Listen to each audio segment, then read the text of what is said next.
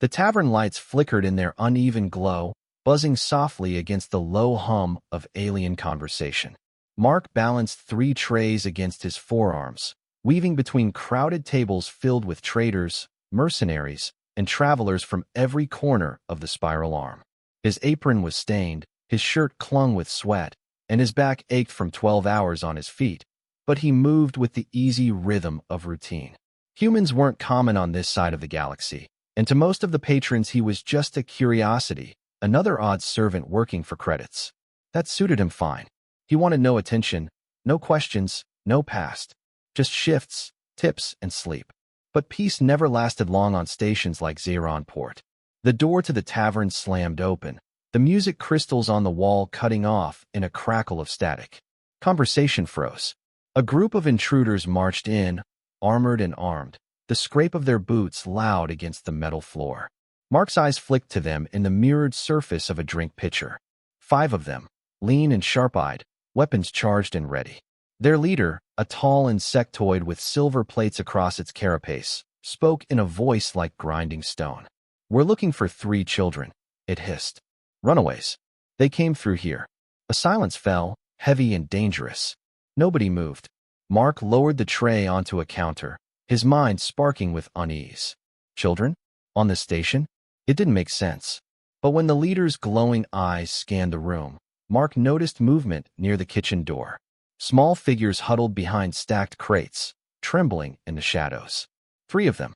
Not human, not exactly, but young, frail, terrified. Their eyes locked with his for a split second, wide with fear, begging silently. Mark's pulse hammered in his ears. He could stay still, pretend he hadn't seen them. The intruders would search, find them, drag them away. He could go back to his trays, back to anonymity, back to safety. That's what he had promised himself years ago. Never get involved again. Never pick a side. Never be a hero.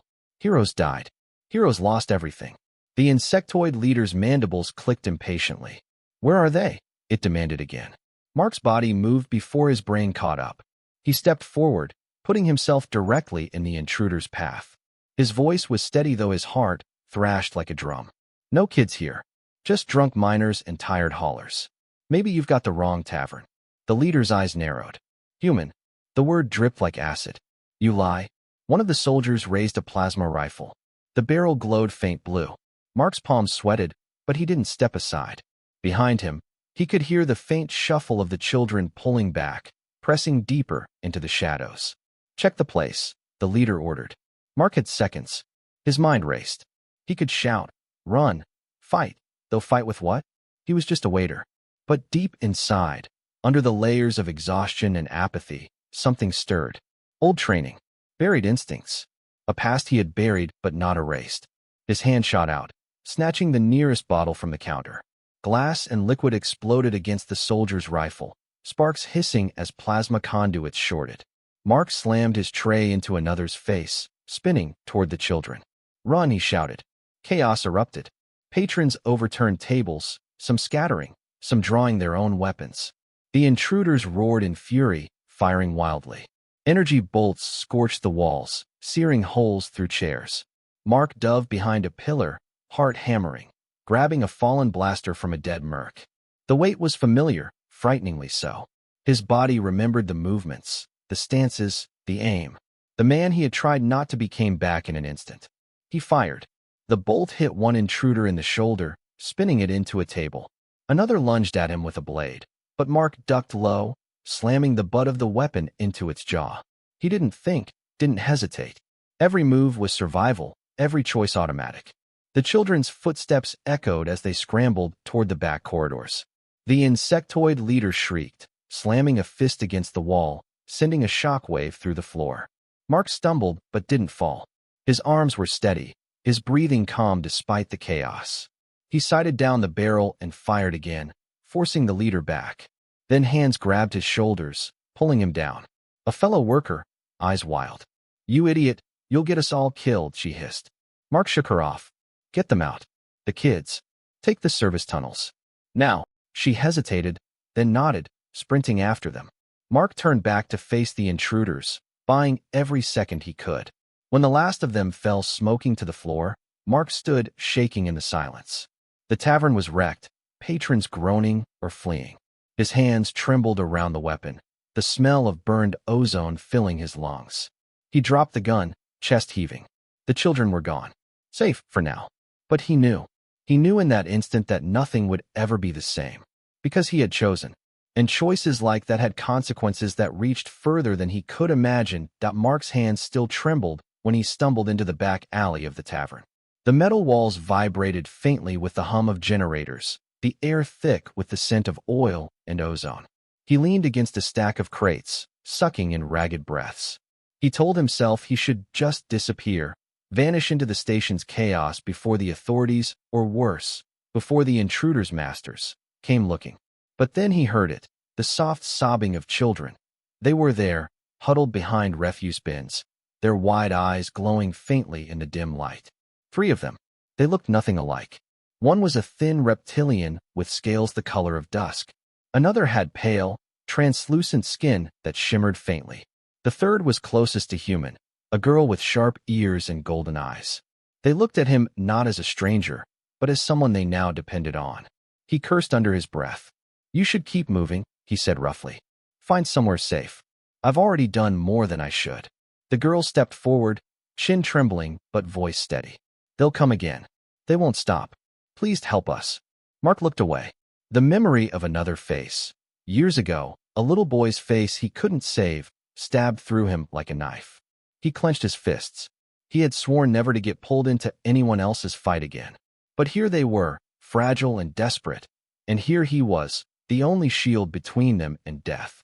He sighed heavily. "Damn it. Fine. But if you stay with me, you do exactly what I say. Understand?" They nodded in unison, relief flooding their expressions. Mark didn't let himself look too long. He turned and led them into the maze of corridors that twisted through the underbelly of Port. The station was a beast of rusted steel and flickering lights, built in layers by centuries of hands, patched and expanded until navigation was more instinct than map. Mark moved like a shadow, slipping through service tunnels, avoiding patrols. He knew where to walk, which doors to bypass, which alleys to avoid. Years of scraping a living on the edge of legality had taught him survival better than any guidebook. As they crept deeper into the station's underbelly, the children whispered in hushed tones. He caught fragments. They had escaped from a facility. They were special. Someone called the overseers wanted them back. That last word made his gut twist. Overseers. He had heard that name before. Rumors of a clandestine power that snatched up the weak and the gifted alike, experimenting, controlling, enslaving. Nobody knew exactly who they were, only that you didn't cross them and live long.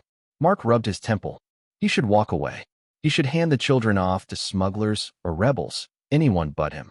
But he kept moving with them, deeper and deeper, until they reached his quarters, an abandoned cargo bay he had converted into a makeshift home. It wasn't much. A cot, a stove, shelves of salvaged junk. But it was hidden, and for the first time that night, the children seemed to breathe easier. They huddled together on the cot while Mark paced the floor, chewing at his lip. "You're going to tell me everything," he said finally. The reptilian child's voice rasped. "They took us from different worlds. We were tested. They said we could be weapons." The translucent one shivered, their voice like wind through glass. "They hurt us. But we escaped." The girl with golden eyes spoke last. "They'll send hunters.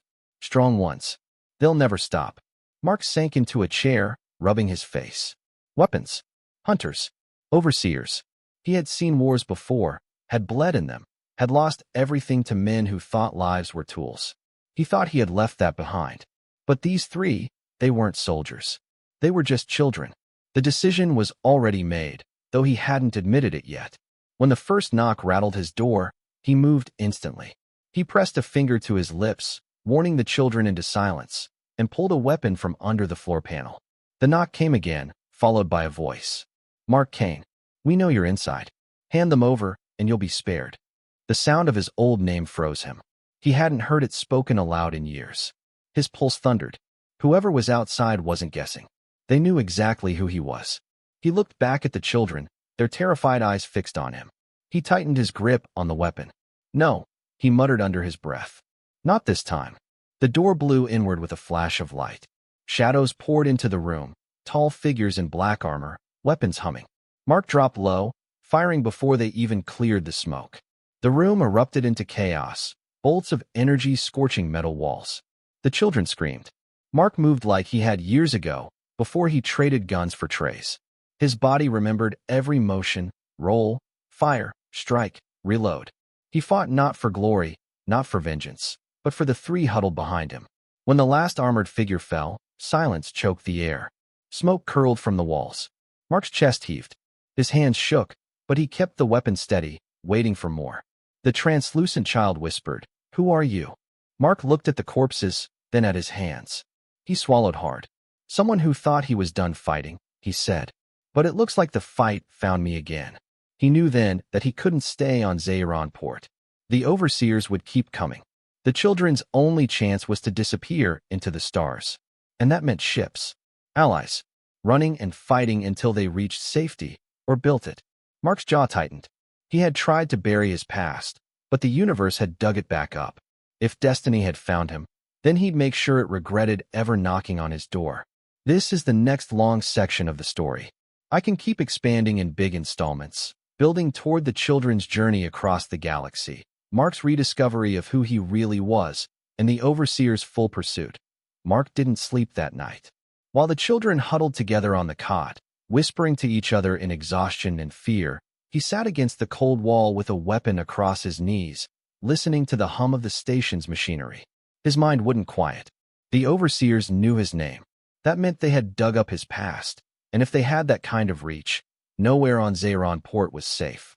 When the first pale light of the station's false dawn filtered through the cracks in the shutters, Mark rose. "We're leaving," he said. The children blinked at him. The reptilian asked, "Where?" "Anywhere but here." They moved quickly, gathering what little food and water Mark kept hidden. He wrapped spare jackets around the smaller ones and tucked them close as they slipped through the service tunnels. Every corridor seemed louder than usual, every shadow a threat. Patrols passed by, guards muttering about bounties posted overnight. Mark caught his own face on a holographic wanted notice, blurred but recognizable. They weren't wasting time. They reached Dock 12, a cavernous bay filled with freighters and shuttles. Mark scanned the rows, looking for something fast enough to outrun pursuit, but obscure enough to go unnoticed. He found it in the form of a battered courier ship tucked in the corner, its hull scarred and paint peeling. The kind of vessel nobody paid attention to. Perfect. But ships cost credits, and credits were something he didn't have. He cursed under his breath and moved toward the docking office. A heavy-set alien with 4 eyes and a curling mustache sat behind the counter, tapping on a datapad. Mark put on the tired, humble tone of a worker begging for extra shifts. "Looking for passage work," he said. "I can fix engines, clean holds. Anything." The alien barely glanced up. Stations full of desperate hands. No openings. Mark leaned closer, lowering his voice. "I need that courier in the corner. Tell me what it'll take." The alien's eyes flicked to the ship, then back to him, narrowing. "That one. Old jump drive, half-dead NAV system. Not worth the fuel it burns." But his gaze sharpened, predator-like. "Unless you're looking to run from something." Mark's jaw tightened. He slid a small data chip across the counter, the last of his savings, everything he had stashed away. "This and a promise you'll forget you saw me." The alien weighed the chip, then shrugged. "Take it. Just don't bring heat back here." Mark wasted no time. He hustled the children aboard the courier, strapping them into seats while he ran through the controls. The ship was a relic, but it hummed to life beneath his hands like an old warhorse. The engines rumbled, the systems flickered, but it would fly. Alarms wailed through the docking bay as overseer enforcers stormed in, weapons raised. Mark slammed the launch controls. The ship lurched, tearing free of its clamps. Energy bolts streaked past the cockpit, rocking the hull. Mark gritted his teeth, coaxing the ship upward. The bay doors loomed ahead, slowly grinding open. Too slow. He shoved the throttle forward. The courier roared, engine screaming as it shot through the narrowing gap. Metal scraped the wings, sparks showered. But then they were free, hurtling into the vast black of space. The children gasped, eyes wide as the stars unfolded before them. Mark didn't let himself relax. He punched the coordinates for a random jump, praying the drive would hold. Lights flickered, the ship groaned, and then the stars stretched into lines. They were gone. Silence filled the cabin. Mark leaned back, chest heaving. For the first time in years, he was off Xeron port. For the first time in years, he was running again. The golden-eyed girl unbuckled her harness and stepped closer. You didn't have to do this. Why are you helping us? Mark looked at her, then at the others. Their faces were too young for the kind of fear they carried. He swallowed hard. Because once, someone helped me, and I couldn't return the favor. This time, I won't make the same mistake. The girl studied him for a long moment, then nodded. Then we'll follow you. Mark turned back to the console. A part of him hated those words, because they bound him to something he wasn't sure he could be anymore. A leader, a protector, a fighter. But another part of him, buried deep, felt something else. Purpose. The courier jolted suddenly, alarms blaring. Mark cursed, checking the sensors. A ship was following. Sleek, black, bristling with weapons. Overseers. They had tracked him even through the jump. Mark's blood ran cold. The Overseer warship loomed closer on the scanner, its black hull swallowing starlight. Mark's fingers flew over the controls, coaxing every scrap of speed from the courier. The ship rattled like it would tear apart, but the Overseer vessel still gained. A deep, guttural hum echoed through the hull as the enemy locked weapons. The children clutched their seats, eyes wide. The translucent one whispered, "We can't outrun them." Mark's jaw tightened. "Then we don't outrun them. We outsmart them." He flipped a switch, rerouting power to the jump drive. Warning lights screamed across the console, overheating, misalignment, unstable calculations, but Mark ignored them. He had flown through worse. He glanced at the star chart, spotted a cluster of gas giants ahead, and yanked the ship toward it. Plasma fire streaked past the cockpit, shaking the hull. "Hold on," he shouted. The courier dove into the gravity well of the largest planet, skimming its roiling atmosphere. Lightning storms raged below, painting the cockpit in blinding flashes. The Overseer ship followed, firing relentlessly. Mark twisted the controls, weaving through clouds of metallic vapor that scrambled sensors. The reptilian child whimpered, "We're going to die." Mark's teeth bared in a grim smile. Not today. At the last possible second, he rerouted power to the jump drive and slammed the activation. The courier screamed as space folded around it, gravity clawing at the hull, systems sparking. For a heartbeat, Mark thought the ship would rip apart. Then the stars snapped into place again. Silence. The Overseer ship was gone. Mark slumped in his seat, sweat dripping down his temple. He had risked everything on an unstable jump, and somehow, by luck or stubbornness, it had worked. The children stared at him like he was some kind of sorcerer. The golden-eyed girl finally asked, "Who are you really?" Mark looked out at the endless stars. Someone who should have stayed a waiter. But in his chest, he knew that wasn't true anymore. The courier limped through space, damaged but functional. Mark set a course for a neutral hub, a trading outpost orbiting a barren moon. It wasn't safe, but nowhere was anymore. They needed fuel, food, and answers. When they docked, Mark made the children stay hidden while he moved through the market. The outpost was a hive of noise and barter, filled with the smell of cooked meats and engine grease. Mark kept his hood low, but he felt eyes on him. The Overseer's bounty was spreading faster than he expected. At a stall run by a grizzled old mechanic, Mark inquired about replacement parts. The alien squinted at him. "Courier like yours hasn't flown in decades. You're either desperate or stupid." "Both," Mark muttered. The alien leaned closer. "Word is, Overseers are paying big for a human and 3 runs. Saw your face on the board this morning. You might want to vanish before the hunters get here." Mark stiffened, hand drifting toward the knife on his belt.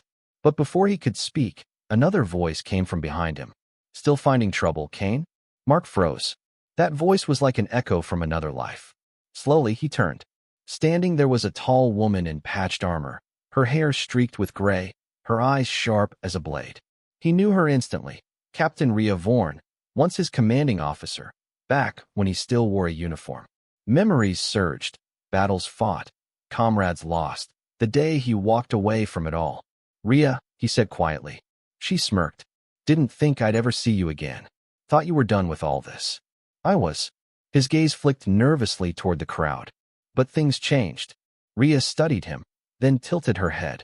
"The kids, they're with you, aren't they?" Mark's silence was answer enough. She sighed, rubbing her forehead. "You don't do anything halfway, do you?" Listen, the overseers don't want those kids back just because they ran. They're experiments. Living weapons. If they get them again, the galaxy's in worse shape than it already is.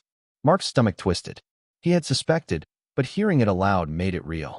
Ria's voice dropped low. There's a place. A safe haven. But it's deep in the fringe, past overseer territory. If you want those kids to live free, you'll need help getting there. Mark met her gaze. Old trust warred with old betrayal. But the children's faces burned in his mind. Then I'll take your help, he said. Ria's smirk returned. Good. Because whether you like it or not, Kane, you're back in the fight. Mark exhaled slowly, knowing she was right. His quiet life as a waiter was gone. What lay ahead was danger, war, and choices he could never take back. But as he followed Ria toward her ship, with the children waiting for him, he realized something else. For the first time in years, he wasn't just surviving. He was moving toward something bigger. Something that might even matter. He hadn't just stumbled into a rescue. He had stepped into a war.